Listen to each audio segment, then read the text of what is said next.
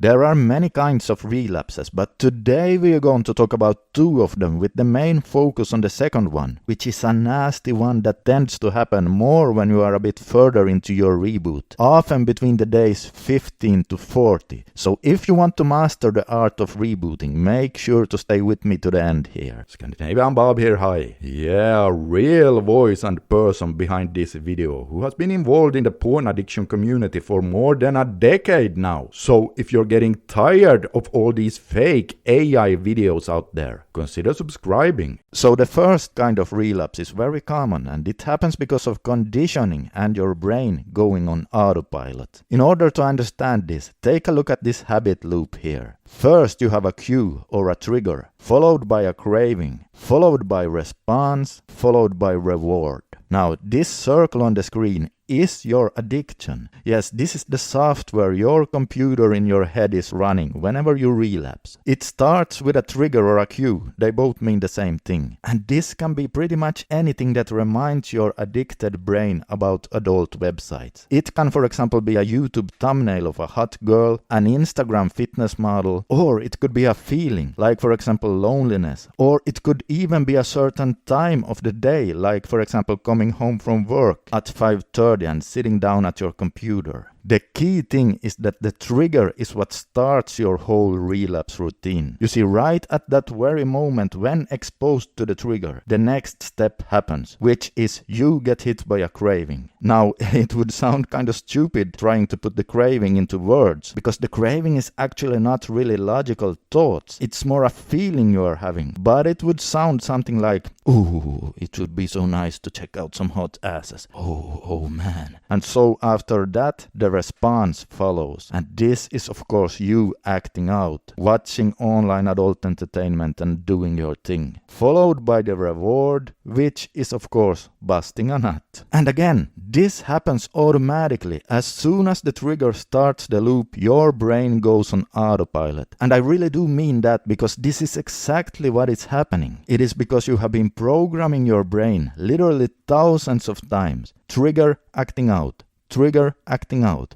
Trigger, acting out. So now you have this relapsing software in your head that runs itself. It takes no energy at all, and it just happens. In fact, what takes a lot of energy is to try stopping the loop by willpower. This whole relapse loop is so strong that, well, let me ask you this. Have you ever said this to yourself? Man, I'm so motivated right now. I will make it to 90 days. And perhaps you even wrote something in a forum on how you are going to be strong. And perhaps you pictured yourself all the benefits you will experience if you keep going. But then later that day, while sitting in front of your laptop, you get hit by a trigger on some social media. And then bam! You relapsed. And after that relapse you go, what the hell just happened? How could I? I was so motivated, and not only that, I felt so strong. How is this even possible? Well, that, my friend, is because of the relapse loop. And this is the most common type of relapse, and it's so nasty because it can make you relapse even if you are trying really hard to stay strong. But then we have another kind of relapse that can be even nastier, and this is what I personally call the void relapse. Now, both of these relapses can happen at any time on your journey, but the void relapse often happens between the days 15 and 40. And the void relapse is simply you just giving up and choosing to relapse, even though you know you shouldn't, but you just don't care. It often happens because your mood is so low and you are depressed, or at least semi-depressed. It's a strange and awful feeling, really. And for me, it almost always happened between the days 20 and 30. It is like you suddenly just don't care, and then you just choose to relapse without even being exposed to a trigger. I mean, what the hell? And what's even worse, you didn't even really have any urges. Now,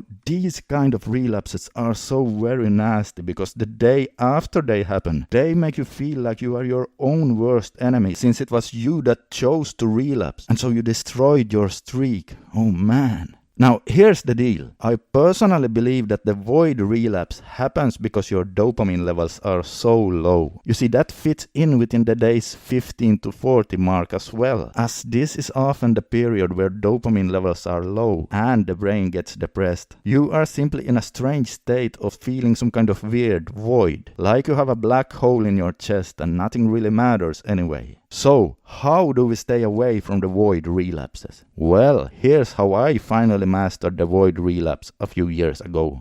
When you are in that low state, feeling the void, and you notice that you are soon about to choose to go to adult entertainment, you have to go and do something to break your state. You have to do it. Take a cold shower, go for a run, go to the gym. Now, the problem is at this moment you are kind of depressed, and that means that the last thing you feel like doing right now is taking a cold shower or go to the gym. So chances are you won't do it. So here's what to do. Just get out of the house and go for a walk. Say to yourself, I'm just going to go on a depressing slow walk. It won't take much energy. And so you go outside. Now, as you are walking, the movement of your body in combination with the change in your breathing pattern will put you in a better state of mind. And while this alone might be enough for you to get out of the black void, there is one more thing you have to do just to be safe. After you have been walking for about 15 minutes or so, you keep on walking, but now you should also start thinking about tomorrow morning. Think about how you will feel if you wake up tomorrow on day 1 instead of day 25. Not that good, right? Keep thinking about that as you are walking, and also remind yourself of all the reasons why you want to do NoFap in the first place. To get rid of social anxiety, or to be able to be attracted by real-life girls again, or whatever your reason is. Just keep thinking about it as you are walking. Now, I recommend you keep walking for at least 45 minutes. Longer is better, and when you get back home, you will be in a much better state of mind, and chances are you will no longer feel like just relapsing on purpose. This is how you overcome the void relapse. But remember, you have to get your ass outside of your house immediately when you feel you are about to choose to descend into hell. So try this out, and I'm sure you will master your reboot sooner rather than later.